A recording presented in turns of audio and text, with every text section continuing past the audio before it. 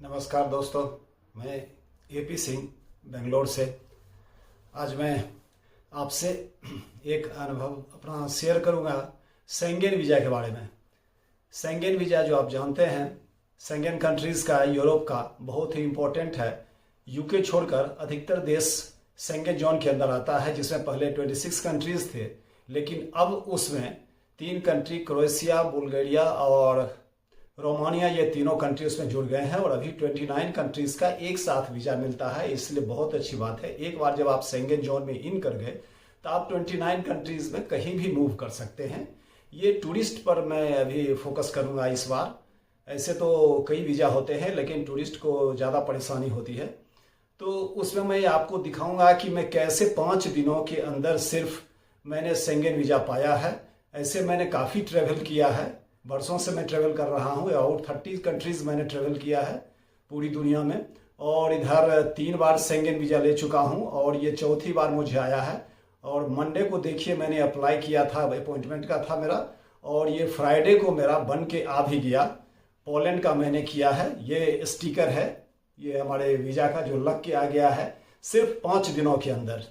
तो मुझे बहुत खुशी हुई है, सोचा कि आप लोगों के साथ मैं ये शेयर करूँ। मैंने पोलैंड का लिया है। ये शेंगेन वीज़ा में क्या क्या जरूरी चीज़ें हैं वो मैं आपसे शेयर कर रहा हूं। और अगर आप अच्छी तरह करेंगे तो किसी एजेंट की कभी भी कोई ज़रूरत नहीं पड़ेगी, और जब भी चाहें मुझसे आप कांटेक्ट भी कर सकते हैं।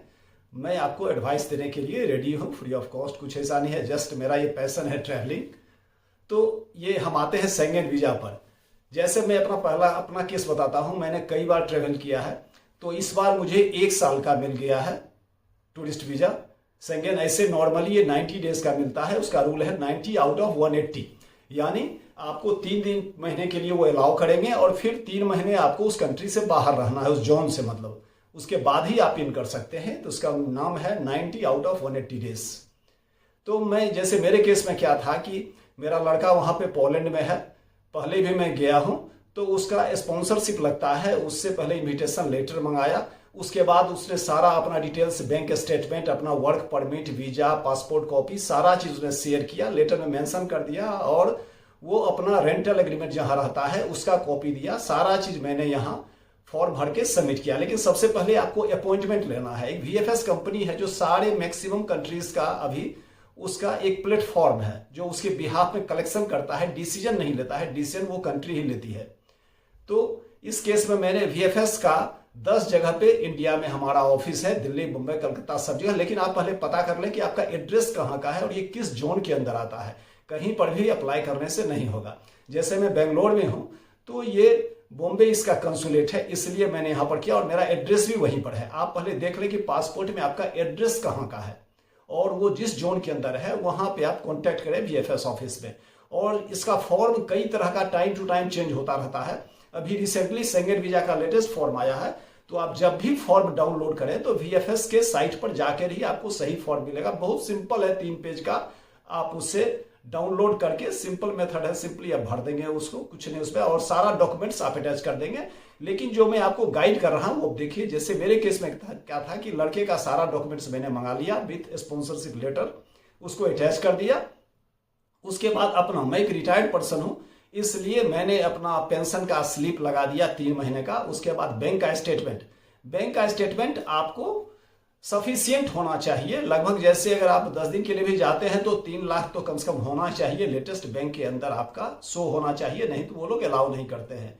तो मैंने पिछले 3 महीने का बैंक स्टेटमेंट डाउनलोड करके उसके बाद बैंक में जाकर उसको प्रिंट करके फिर उस पर साइन कराना पड़ता है। वो बहुत सिंपल चीज़ है। ब्रांच मैनेजर से मैंने उसका स्टाम्पिंग करा लिया। और उसके बाद आते हैं ITR, इनकम टैक्स रिटर्न आप फाइल अगर करते हैं तो वो पिछले 2 साल का इनकम टैक्स रिटर्न आप कॉपी उसमें अटैच कर दें, रिसिप्ट उसका। अब उसके बाद आप आते हैं कई चीज़ें, जैसे ये फ्लाइट का टिकट लगता है। तो फ्लाइट का कभी भी आप ओरिजिनल टिकट मत लें, उसका डमी मिलता है, इसलिए कि आपका अगर रिजेक्ट हो जाता है तो फिर आप परेशानी में पड़ जाएंगे। इसलिए आप हमेशा डमी टिकट्स मिलते हैं जो हार्डली 1000 रुपीज़ में आपको मिल जाएगा आने जाने का। डमी साइट बहुत सारा है, आप गूगल पर जाके सर्च करेंगे डमी टिकट्स, आपको कई साइट खुल जाएंगे।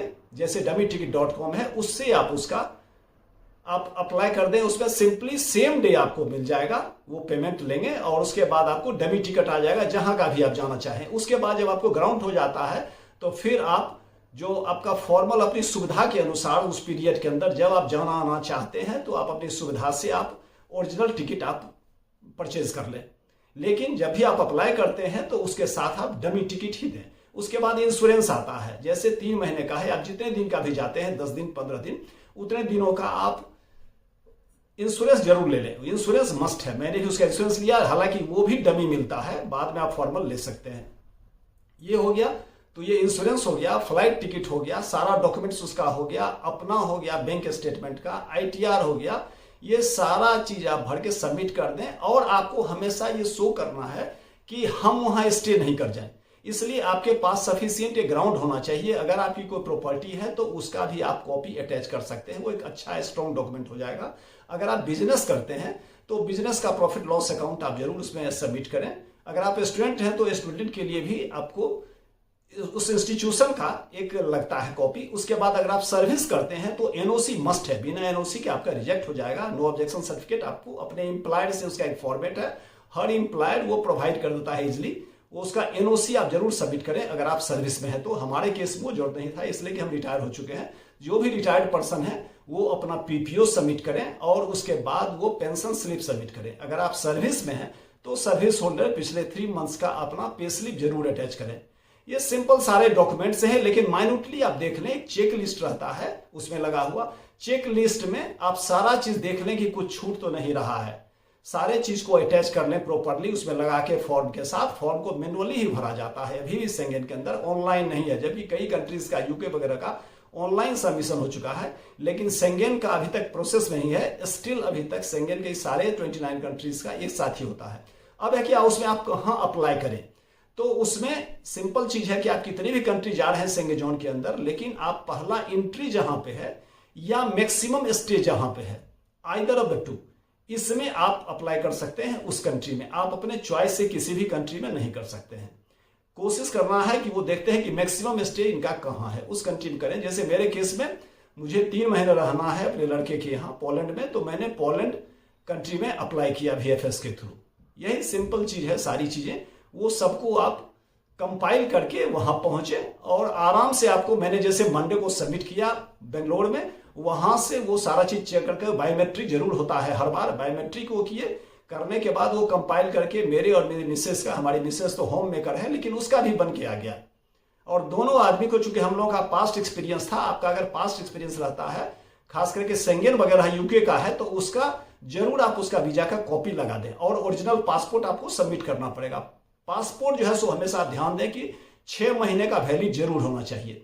अब एक चीज और आप देखें, अगर आपका कोई स्पॉन्सर नहीं है तब उस केस में क्या करें कि आप जहां ठहरते हैं होटल में, उस होटल का आप जो है सो booking.com एक बहुत बड़ी साइट है, उसके थ्रू आपको विदाउट पेमेंट आपको मिल जाएगा उसका एविडेंस, उसका बुकिंग का। वो बुकिंग उतने दिनों का आप होटल का ले लें, आप जितने दिनों का होटल का बुकिंग देंगे उतने ही दिनों का वो आपको ग्रांट करेंगे, उसमें 2-4 दिन सिर्फ ऐड करके। इसलिए वो भी मस्ट है, उसमें भी पैसे पहले खर्च करने की जरूरत नहीं पड़ती है, ग्रांट होने के बाद ही आप फॉर्मल टिकट लें होटल का भी। तो इसलिए होटल अकोमोडेशन का आपको booking.com के थ्रू आप टिकट ले लें, जिसमें आपको पेमेंट नहीं लगेगा, उसको अटैच कर दें, जिसका कोई स्पॉन्सर नहीं है। इस तरह से सारे डॉक्यूमेंट्स को आप कंपाइल करके वो सबमिट करें। जिस दिन आपका अपॉइंटमेंट मिलता है, अपॉइंटमेंट के लिए भी VFS में आप जितने लोग हैं, वो कभी कभी परेशानी होती है, आप हमेशा उसमें अलग अलग जितने लोग हैं, वाइफ हस्बैंड है, तो 2 अकाउंट क्रिएट कर लें और दोनों में अलग अलग अप्लाई करें। अगर कोई दिक्कत होती है तो आप कंसुलेट जो है आपका, कंसुलेट में आप मेल करें तो आपको सेम डेट में वो कर देगा। कुछ भी परेशानी होने से कंसुलेट को आप मेल करें, इजिली आपको सॉल्व कर देता है। सिर्फ VFS के एंड पर ही नहीं होता है। अगर आपको कुछ भी परेशानी हो रही है, जैसे मेरे केस में हुआ, हमारे मिसेस का अलग अलग डेट में हो गया था, तो हमने बॉम्बे पोलैंड के कंसुलेट को मेल दिया और उन्होंने इजिली वहां से मेल से कंफर्म कर दिया कि yes you can attend your interview on the same date such and such date. इसलिए कोई परेशानी नहीं हुई। इजिली अगर आप सारा डॉक्यूमेंट्स पढ़ते हैं और उसमें आपको फी लगेगा, जो VFS का एक फी लगता है, उस कंट्री का अपना वीजा फी होता है और वो कोरियर से आपको भेज देंगे, उसका फी लगेगा। ये सारे पेमेंट आपको पहले VFS में जब आप अपॉइंटमेंट लेंगे तो उसमें VFS आपका चार्जेज ऑनलाइन ले लेगा, जो अराउंड 1,500 के करीब होता है। और जो उस कंट्री का अपना वीजा फी है दैट इज अराउंड 9,000 पर हेड, वो आपको वहां पेमेंट करना पड़ेगा। और इस तरह से अगर आपको कुछ भी वहां परेशानी होती है फोटो वगैरह को भी, तो सबका सारा अरेंजमेंट वहां रहता है, फोटो स्टूडियो भी रहता है, इसलिए कोई परेशानी नहीं होगी, सिंपली आपको मिल सकता है। मेरे केस में तो इस बार पढ़ा एक्सपीरियंस था, मैंने सब चीज डाला और आराम से मुझे 5 डेज के अंदर मंडे को मैंने अप्लाई किया और फ्राइडे को मेरे एड्रेस पे यहाँ बेंगलोर बॉम्बे से बन के आ भी गया। तो मुझे बहुत खुशी हुई और सोचा कि आप लोगों के साथ मैं ये शेयर करूं। तो जब भी आप लोगों को ऐसा कुछ भी जरूरत हो, I am free to just share my experiences with you and guide you.